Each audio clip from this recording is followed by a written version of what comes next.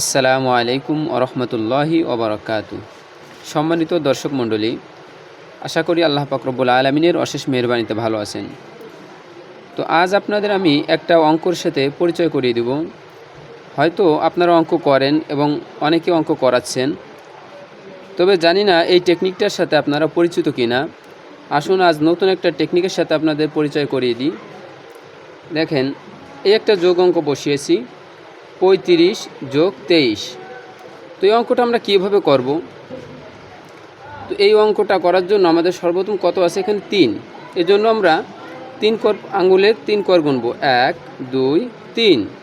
এরপর কত আছে? 5। এরপর আমরা আবার 5 কর গুনব, 1 2 3 4 5।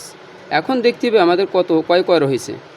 1 2 3 4 5 6 7 8। এখন আমরা এখানে কত বসাবো? 8 বসাবো। এরপর দেখেন এখানে কত আছে? 2।